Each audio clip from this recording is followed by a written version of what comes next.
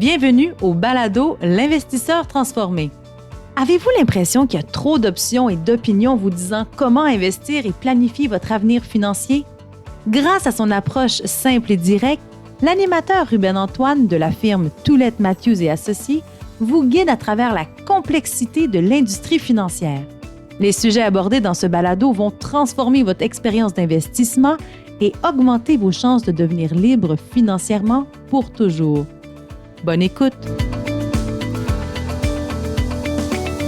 Bienvenue sur le balado L'investisseur transformé avec moi-même, votre animateur Ruben Antoine. Nous lançons cet épisode spécial afin de répondre à de nombreuses questions qui circulent sur le dernier budget fédéral en ce qui concerne les nouvelles mesures sur le gain en capital.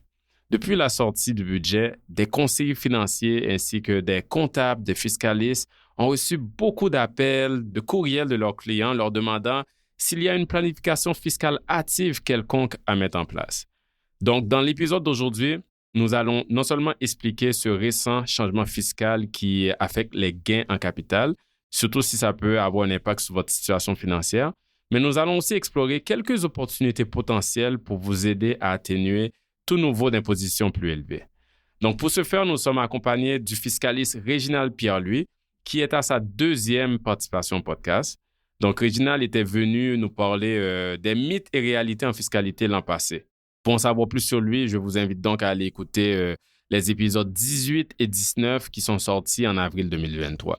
Et je tiens chaleureusement à le remercier, Réginald, d'avoir accepté un si court délai de venir nous éclairer sur les changements fiscaux du budget fédéral. À noter, avant qu'on commence, que notre conversation d'aujourd'hui a pour but de vous informer. Cela ne constitue pas du conseil fiscal. Donc, avant de prendre toute décision en lien avec les nouvelles annonces, c'est très important. Nous recommandons fortement d'en discuter avec votre comptable et votre fiscaliste. Bonne écoute. Bonjour Réginald, content de te revoir encore une fois sur notre podcast. Bonjour Ruben, merci beaucoup de m'inviter à nouveau. Réginald, on va commencer par la base. C'est quoi un gain en capital? Eh bien, un gain en capital, c'est le profit qu'on réalise lorsqu'on dispose, lorsqu'on vend d'une immobilisation. Une immobilisation, c'est quoi? Une immobilisation, si je veux faire ça très, très sommairement, parce qu'on peut rentrer dans les détails et ça va devenir compliqué, mais c'est un bien qui va générer des revenus qu'on va détenir à long terme. Un exemple classique d'une immobilisation peut être des actions cotées en bourse ou même des actions d'une société privée qu'on détient à long terme pour justement en vue de notre retraite, quoi que ce soit, on les achète, on les détient longtemps. Une autre immobilisation qui est très répandue, qu'on connaît beaucoup, un immeuble locatif. Et là, ici, j'ajoute une petite précision. Je ne parle pas d'un flip immobilier, mais vraiment d'un immeuble locatif qu'on détient dans le but de générer des revenus locatifs.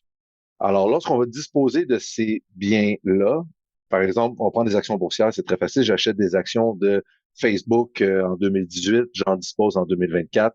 Le profit, espérons, qu'on réalise à ce moment-là, va constituer un gain en capital. Et de même, si je réalise une perte, ce sera une perte en capital. Un exemple vraiment simple chiffré, on achète une action à 200 $, on le vend à 500 $ parce qu'il y a une croissance. Le gain en capital, c'est la différence entre les deux de 300 $. Exact. Parfait. Puis, tu as mentionné quelques exemples. Peux-tu me donner justement tu as dit les immeubles locatifs, les actions, quand on parle de biens ou actifs qui génèrent des gains en capital, je comprends qu'il peut y avoir une multitude, mais c'est quoi les exemples les plus communs?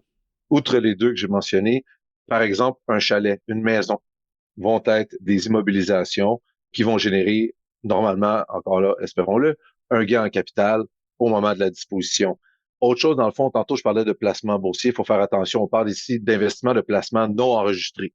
Quand c'est dans un REER ou dans un CELI, là, évidemment, si vous investissez dans votre REER, que le REER investit dans des actions, les actions ont un profit, on vend, il n'y a pas de gain en capital qui est imposable pour le particulier. C'est lorsqu'on retire le REER, on s'impose sur le retrait en soi. Même chose, le CELI. Oui, il va y avoir des gains en capital qui vont être réalisés dedans, mais il n'y a pas d'imposition qui va se faire au niveau du particulier, au niveau du détenteur. Fait que ce qu'on voit beaucoup, c'est les actions cotées en bourse, les immeubles locatifs, les chalets, maisons, tout ce qui est bien immeuble en fait.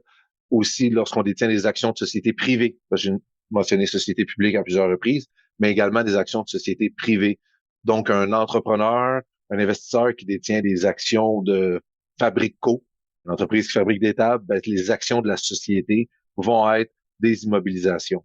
Pour une société, l'équipement qu'elle utilise pour générer du revenu d'entreprise, ce sera généralement des immobilisations. On va appeler des immobilisations amortissables, tout comme un bâtiment, par exemple, versus des actions qui sont des immobilisations non amortissables. Donc, pour avoir un gain en capital, il faut disposer à profit d'une immobilisation. Fait que c'est pas quelque chose qui arrive tous les jours dans la vie courante pour la grande majorité des gens, un gain en capital. Parce que ça prend un investissement dans un bien, une immobilisation et une revente à profit plus tard. Fait que c'est pas comme un salaire dividende que j'ai mon entrepreneur, qui a sa société, qui arrive en fin d'année, qui appelle son comptable ou son fiscaliste, qui dit, bon, ben, est-ce que je me rémunère en salaire, en dividende? Il n'y a pas la troisième option gain en capital, sauf si dans l'année, il y a eu des dispositions de biens.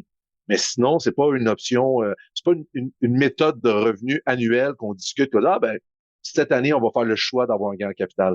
C'est pas un choix, c'est un événement qui survient. Mais justement, j'aime que tu précises le côté événement. Puis, un de ces événements, ça peut être une vente. Justement, tu parles de dispositions de vente qui viennent générer ce gain-là.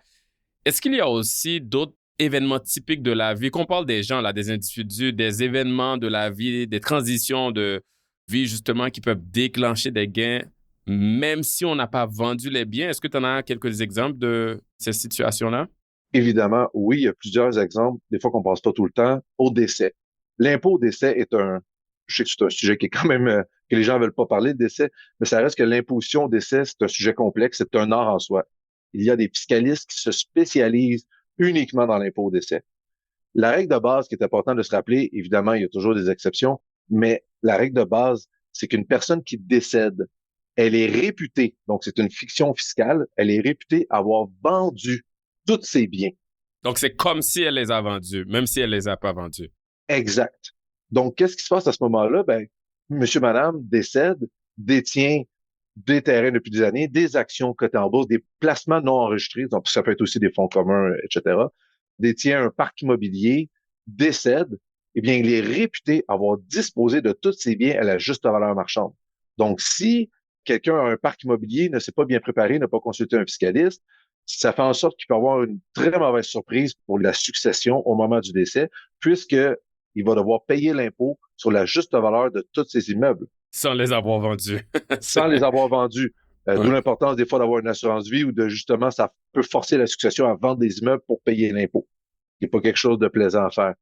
Quelqu'un qui quitte le pays, donc tous ceux qui ont vu l'inclusion et qui se disent je vais quitter le Canada.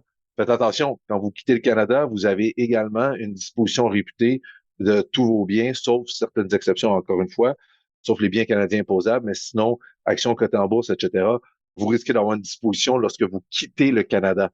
Une troisième situation qui est visée par une disposition réputée, qu'on pense pas tout le temps, ce sont les dons.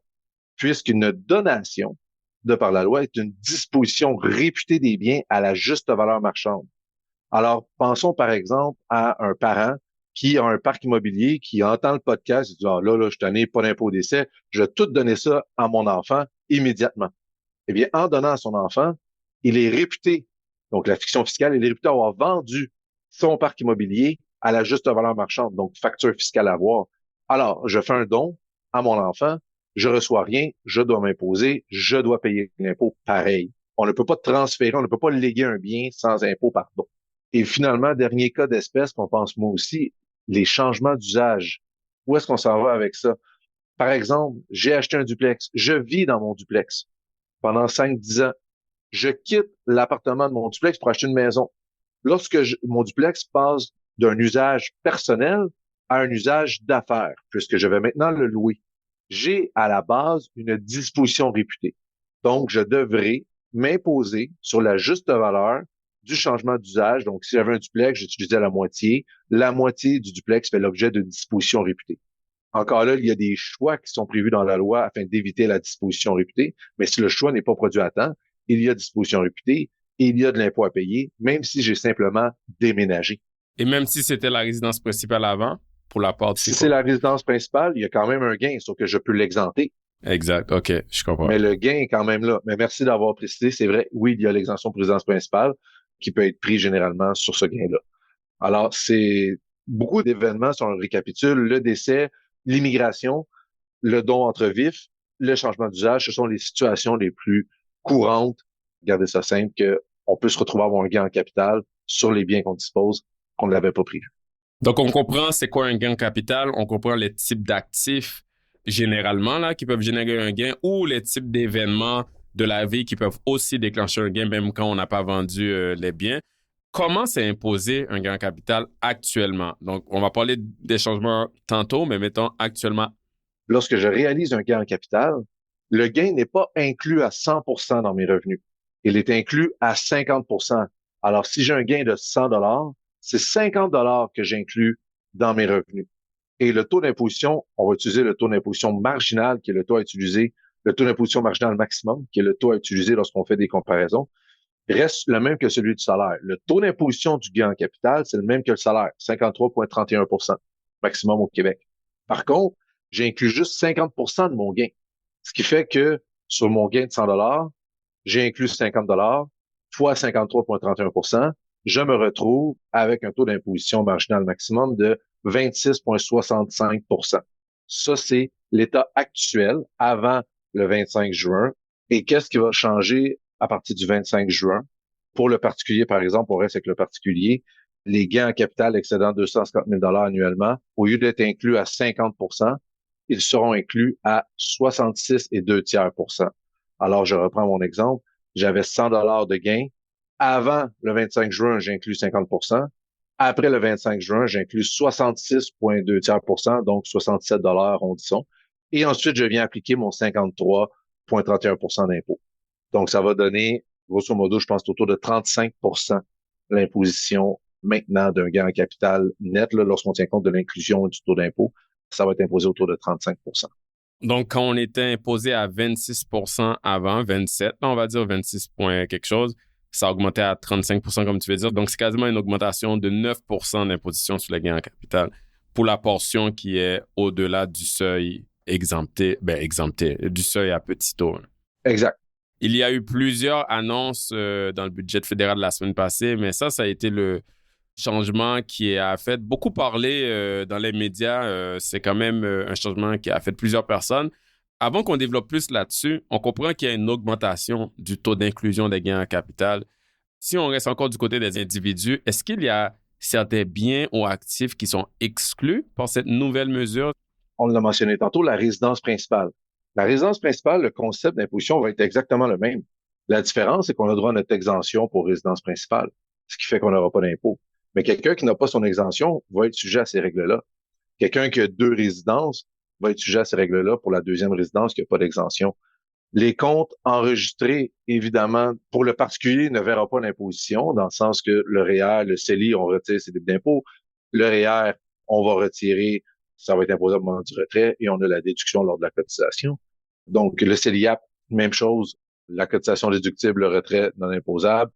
Donc, sur tous ces éléments-là, si un particulier dispose d'actions de société, d'actions admissibles de petites entreprises qu'on appelle des AAPE, donc sommairement des actions de sociétés privées qui respectent certaines conditions, il aura droit à sa déduction pour gain en capital.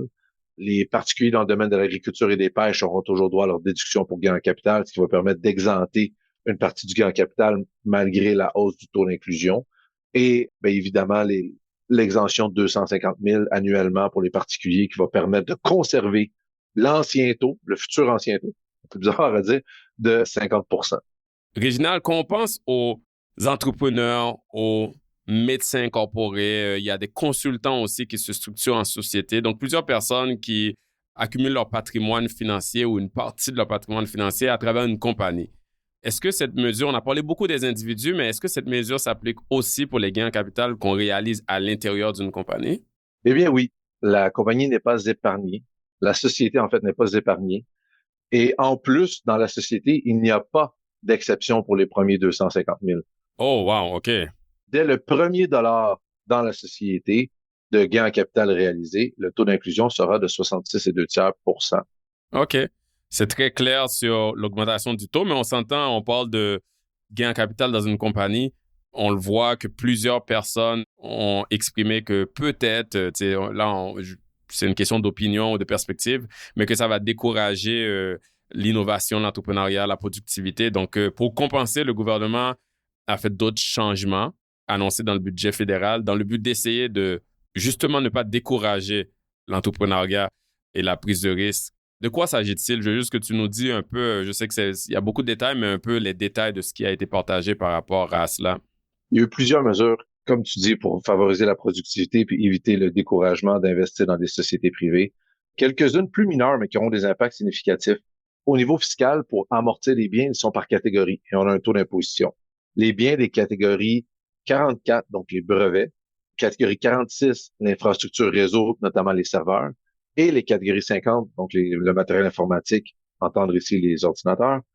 Tous ces biens-là, plutôt que de les amortir graduellement, pourront être amortis à 100%, donc pour être déductibles à 100% dès la première année. OK, pour sauver de l'impôt pour la compagnie. Oui, on parle d'un report d'impôt ici, parce que si on revend ces biens-là, il va y avoir un petit peu d'imposition tout dépendant de la valeur résiduelle. Mais c'est rare que ces biens-là prennent de la valeur, donc généralement, souvent, à la fin, c'est juste distribué ou juste peu importe. Donc, ici, c'est pour encore là favoriser l'investissement par les sociétés dans les biens que le gouvernement considère productifs. Donc, l'infrastructure, le matériel informatique, des brevets. Et le budget a une grosse saveur technologique. Des investissements de plusieurs centaines de millions dans l'innovation, l'intelligence artificielle, les fintech. Bref, on voit qu'ils visent ça. Un autre élément, et ça, c'est pour la société. Pour l'investisseur, deux mesures ont été dévoilées. La première, la déduction pour gain en capital, qui est maintenant rendue à 1,16 million, qui augmente avec l'inflation à chaque année. Eh bien, dans le fond, on lui a fait faire un petit bond. On lui a tout de suite mis l'inflation de 2025, mais applicable en 2024. Donc, en gros, on est venu majorer la déduction pour gain en capital, l'exonération pour gain en capital de 1,16 million à 1,250 million en 2024. Aucune augmentation en 2025 et ensuite on continue l'inflation. Juste pour clarifier pour les auditeurs auditrices, cette exonération cumulative de gain en capital est accessible à tout Canadien et Canadienne. C'est sûr qu'il y a des critères à respecter qu'on ne va pas s'attarder là-dessus, mais toute personne qui se lance en entreprise, si les critères sont respectés et ils vendent l'entreprise, peuvent générer un gain en capital de maintenant 1,250 million comme Réginald a partagé et ne pas payer de l'impôt dessus. Généralement. Après, il y a un peu plus de complexité là-dessus, mais c'est juste pour retenir pour ceux qui ne le savaient pas. Et tout le monde a accès à ça. Ce n'est pas réservé à une certaine partie de la population. Est-ce qu'il y en a eu d'autres mesures, Réginald? Oui, il y en a eu une autre qui s'appelle l'incitatif aux entrepreneurs canadiens. C'est tout simplement que le gain en capital qui sera réalisé et admissible à cet incitatif sera inclus à 50% du taux d'inclusion en vigueur.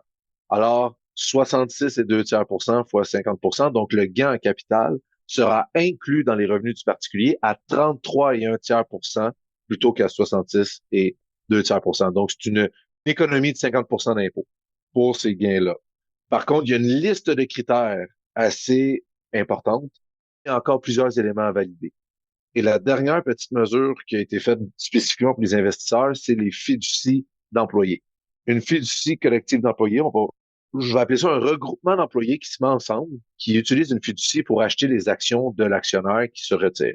Et ça, c'est gros, parce que l'actionnaire va pouvoir exempter, on parle pas de réduction d'impôt ici, on parle d'exenter, t'es prêt, Ruben? 10 millions de dollars de gains en capital. 10 millions. C'est énorme. Mais il doit vendre à son regroupement d'employés. Il y a énormément de conditions. C'est très complexe. Définitivement, Réginald. Bon, revenons aux gains en capital imposés plus élevés. Le gouvernement a partagé que cette mesure-là, ça vise les ultra-riches. Puis je pense qu'ils ont lancé une donnée que c'est environ 40 000 Canadiens, soit 0,13% de la population, qui va être affectée par la hausse d'impôts de gains en capital. Donc, c'est vrai qu'une grande partie de la population en général ne sera pas affectée par ces nouveaux changements, mais le fait que ça vise les ultra-riches, c'est quoi ton opinion là-dessus? Est-ce que tu penses que cette donnée-là, ou ce qu'ils partagent en disant ça, ça a l'air d'être exact? C'est qui les ultra-riches? Comment on définit un ultra-riche? C'est une très bonne question. Je te pose la question, Ruben. Comment on définit un riche, un ultra-riche, une classe moyenne, un pauvre?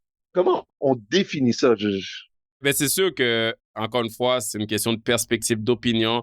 La seule chose que je peux dire, c'est que moi, étant dans le domaine de la gestion de fortune, la gestion de patrimoine financier, on a tendance à avoir notre définition. Et dans ce domaine-là, puis les gens peuvent aller sur Google et regarder des ressources comme Forbes, comme Investopedia.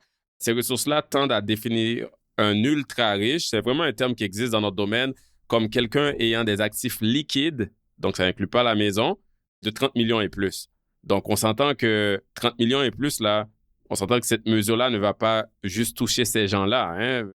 On parlait de gain en capital tantôt, tu parles d'événements de vie. Il y a plusieurs personnes qui ont bien moins que 30 millions, et bien moins que 20, et bien moins que 10, et peut-être même moins que 5 millions, qui pourraient être affectés par ces mesures-là.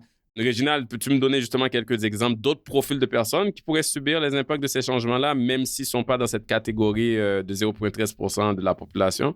Définitivement, si on définit un ultra riche par des liquidités supérieures à 30 millions, non, ce ne sont pas majoritairement eux qui vont être... Oui, ces personnes-là risquent d'être affectées, c'est vrai, mais ce ne seront pas seulement eux. On en parlait tantôt, par exemple. Ici, on vient également affecter les personnes qui ont fait des choix il y a des années, basés sur le système fiscal à ce moment-là, et qui aujourd'hui vont se retrouver à payer plus d'impôts. Par exemple, ce qu'on voit le plus souvent, l'exemple qu'on montre le plus souvent, le couple qui a acheté un duplex il y a 15-20 ans, aujourd'hui a une valeur, une plus-value supérieure à 250 000 sera affecté par cette mesure-là. C'est un bon point parce que quand on pense aux gens de la classe moyenne, si on regarde la définition générale de la classe moyenne, tu sais, quelqu'un peut avoir eu un revenu de 50 000 par année, mais avait acheté un immeuble, comme tu as dit, il y a 20 ans, puis visait sur ça pour son fonds de pension, tu sais, payait son immeuble, et puis après, c'est payé. Tout d'un coup, cette personne-là va être inclue à la vente de cet immeuble-là s'il y a un gros gain en capital. Tu sais, des fois, on voit des situations où les gens, ils ont des jobs, des emplois bien normaux, mais ils avaient hérité d'un chalet d'un membre de la famille. Et puis, on s'entend sur un actif, c'est pas tout le monde qui a un chalet, mais ça ne veut pas dire que cette personne-là gagne beaucoup d'argent. Ben là, à la vente du chalet, si c'est pas sa résidence principale, ben ils vont aussi payer plus d'impôts. Donc, c'est important de dire que plusieurs personnes au-delà du 40 000 Canadiens peuvent être affectées par cette nouvelle mesure-là, définitivement. Bon, on voit que ces changements-là touchent plus large dans la population. Juste en écoutant ce qui se passe dans les médias, en parlant avec des confrères, consoeurs qui sont dans le domaine fiscal, comptable, ce qu'on voit, c'est que ça a créé un petit vent de panique depuis les derniers jours, juste parce que les gens se posent beaucoup de questions. Hein. Ils se demandent non seulement quoi faire, mais surtout quelle décision, quelle action, s'il le faut, qu'il faut effectuer avant le 25 juin. Donc, ce qu'on va faire dans les prochaines minutes, Réginald, c'est que on va parler de certains profils généraux, juste pour voir qu'est-ce qu'il faut penser, peut-être des opportunités de réduire l'impôt. C'est important de dire qu'ici, chez TMA, on déconseille quand même aux gens d'agir précipitamment, car toute décision doit être vraiment soigneusement regardée et évaluée en consultation avec leur fiscaliste. Réginald et moi, on va survoler quelques impacts de ces changements sur certaines situations ou profils, mais c'est de nature très générale, hein, à titre informatif seulement. Assurez-vous de tenir compte des aspects de votre propre situation et de discuter avec votre comptable. Donc, Réginald, je vais y aller avec ma première question que les gens se posent. Est-ce qu'il faut absolument se presser à réaliser des gains en capital avant le 25 juin, justement pour profiter du taux d'inclusion de 50%? Pour la majorité des cas, non. Ce serait ma réponse. Si j'étais obligé de répondre oui ou non, je dirais non. Pourquoi? Ben, il y a déjà une exemption de base qui reste à 50%, 250 000 annuellement, ce qui n'est pas un petit montant pareil. On va donner à César ce qui revient à César. Deuxième des choses, avant de tout vendre, il faut se questionner quelles sont nos intentions de détention. Si on a un portefeuille d'1 million qu'on pense vendre en 2025, oui, ça pourrait être plus bénéfique de le vendre en 2024 avant le 25 juin. Par contre, si on pense le conserver pendant 10-15 ans, ici, je te lance la patate chaude, façon de parler, ça peut dépendre parce que qu'est-ce qui est le plus bénéfique entre payer l'impôt immédiatement et perdre le rendement sur cet impôt-là versus le laisser dans la société ou le laisser dans ses mains personnellement dans le placement pour que cet impôt-là qui est finalement évité puisse faire du rendement de sorte que quand j'arrive à un certain point, l'augmentation du taux d'inclusion ne change plus rien. Parce qu'annuellement, faut pas oublier que même si je le sors annuellement, j'ai toujours mon 250 000 à 50%. Fait qu'il faut vraiment voir cet excédent-là. Est-ce que ça vaut la peine de payer cet impôt-là ou plutôt que de le laisser faire des petits? Et ça, c'est beaucoup de questions, ça repose sur beaucoup d'hypothèses. Puis ça, c'est le domaine de la finance. Je ne suis pas confortable d'en parler. Donc, Ruben, je te lance la question. Que penses-tu de ce que je viens de dire? Tu dis que tu ne te sens pas confortable d'en parler, mais je pense que tu l'as très bien expliqué. Puis c'est ça le point, hein, c'est est-ce que je paye l'impôt en avance avant le 25 juin parce que le taux est plus bas maintenant pour justement profiter de cette opportunité-là. Puis après, quand ça augmente, ben, j'aurais prépayé mon impôt ou est-ce que je reste statu quo puis je paierai plus d'impôts plus tard. Puis ça, c'est beaucoup d'analyses qu'on a faites à l'interne. Si on paie un impôt en avance, on sort cet argent-là de notre portefeuille. Oui, c'est à un plus petit taux, mais on le sort dans notre portefeuille. Donc, cet argent-là, là, on va dire que c'est un impôt de 100 000 $. Ce 100 000 $-là n'est plus investi dans notre portefeuille pour générer des rendements. Il y a toujours un moment dans le futur où, si on avait gardé ce 100 000 $ dans notre portefeuille, donc l'argent du gouvernement qu'on garde dans nos poches, mais qu'on fait de l'argent dessus, il y a toujours un moment dans le futur où l'argent qu'on aurait généré sous ce 100 000 $ là va être plus élevé si on va beaucoup plus longtemps dans le futur, pas nécessairement l'année prochaine ou dans 2 ans, va être beaucoup plus élevé l'argent généré dans ce 100 000 $ là par rapport à l'impôt supplémentaire qu'on va payer plus tard au plus haut taux. Donc, c'est ce point de croisement-là qui va déterminer la décision. Est-ce qu'on vend à l'avance ou est-ce qu'on garde l'argent, on ne vend pas, puis on ne fait rien. Puis, en général, ce que ça a montré, c'est que si quelqu'un est jeune, par exemple, on parle, tu sais, j'ai eu des appels de jeunes médecins qui investissent, par exemple, dans leur corporation, puis qui ont encore 30 ans devant eux avant d'être à la retraite. Donc, ils vont vraiment avoir besoin de cet argent-là dans 30 ans. Ils me demandent est-ce qu'ils doivent vendre tout de suite.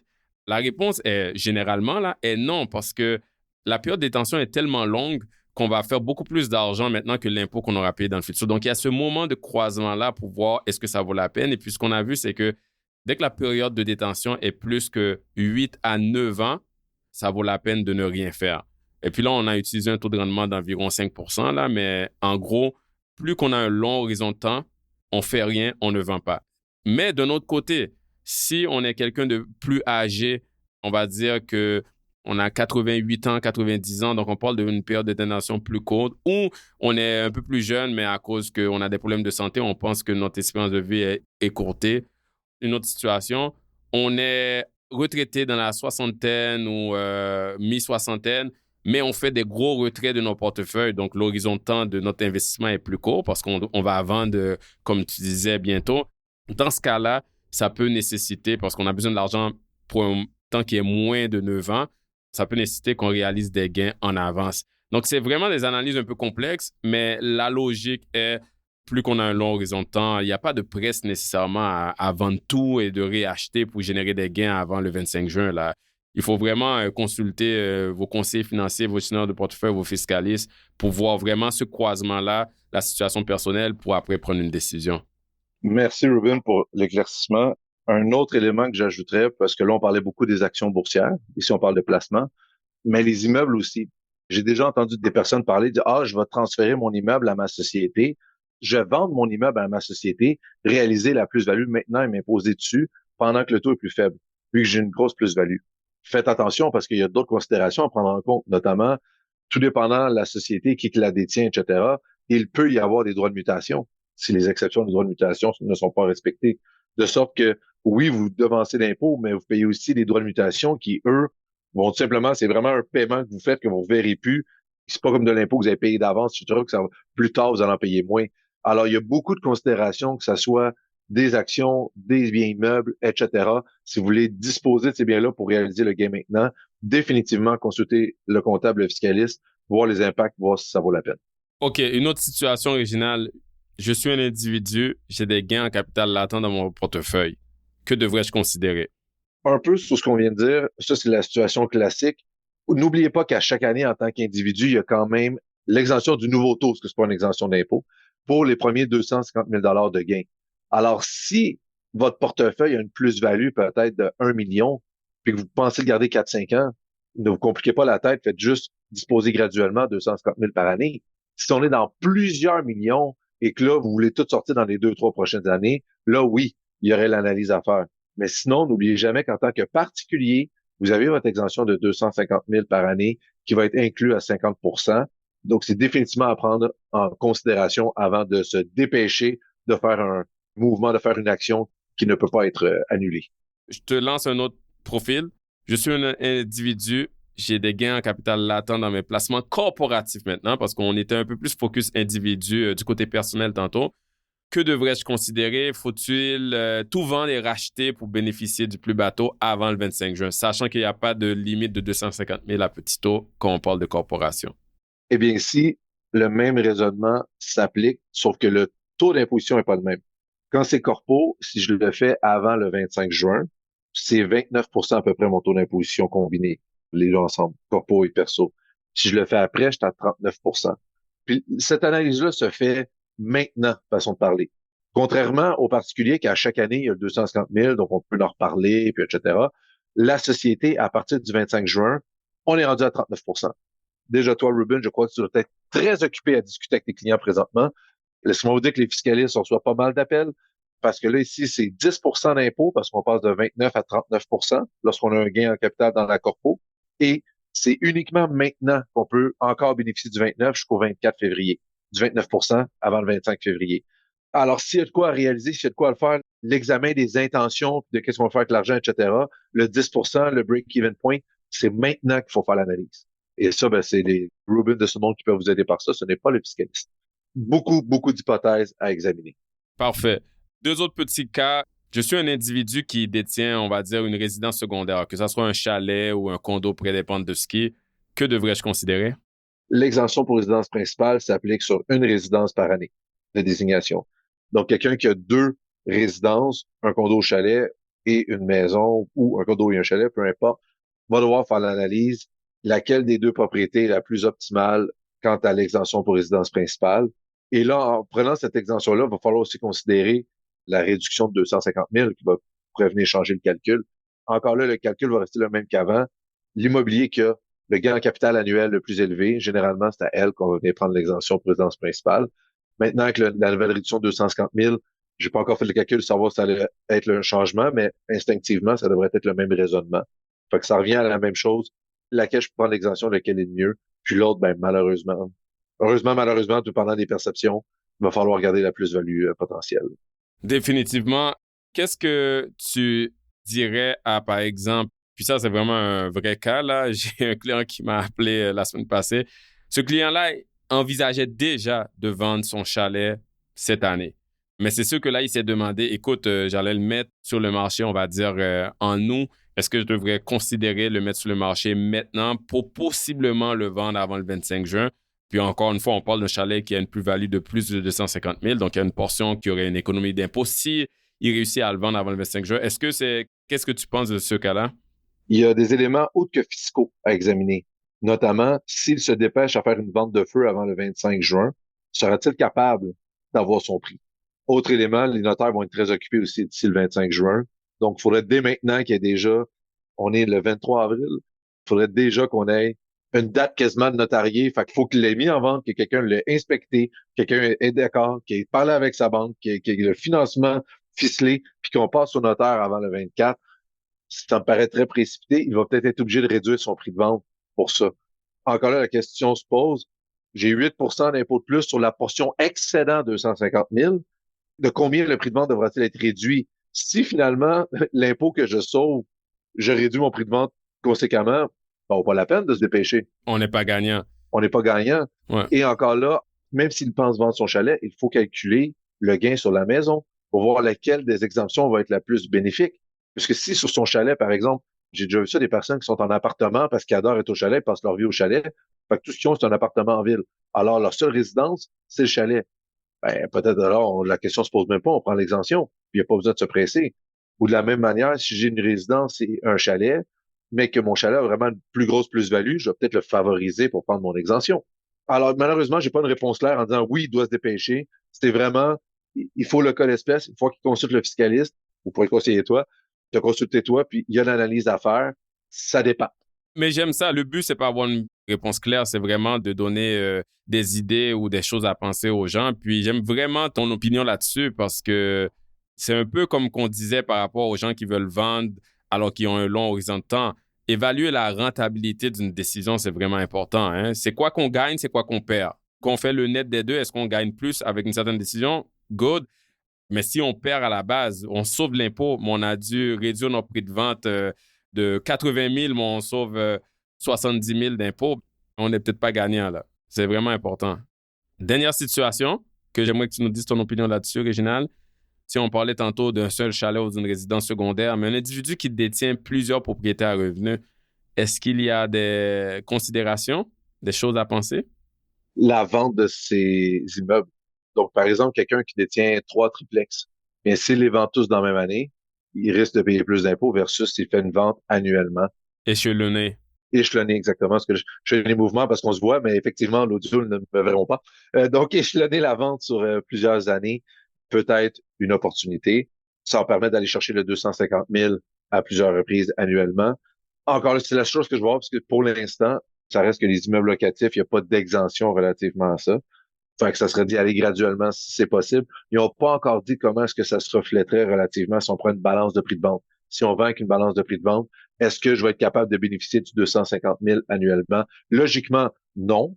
Ce serait beaucoup trop facile, mais tout d'un coup, qui nous arrive une belle surprise puis qu'ils disent que oui. Écoute, tant mieux. Mais tant qu'on n'a pas le projet de loi, on ne pourra pas déterminer cet élément-là. Oui. Moi, ce que je rajouterais là-dessus, c'est pour les gens qui aiment l'immobilier, qui veulent bâtir leur parc, continuer à bâtir leur parc immobilier. Des fois, on voit un couple, il y a juste monsieur ou juste madame qui achètent ce bien-là en leur nom. Quand c'est possible, et si c'est votre choix, considérez acheter des biens immobiliers sur les deux noms parce que dans ce cas-là, on a accès à 2 fois 250 000 qu'on va le vendre. Donc, on vient d'avoir 500 000 du gain qui est au petit taux dans le futur. Juste quelque chose à considérer. Réginald, c'est sûr qu'il y a beaucoup d'autres idées, d'autres opportunités de planification fiscale. On ne peut pas tout couvrir.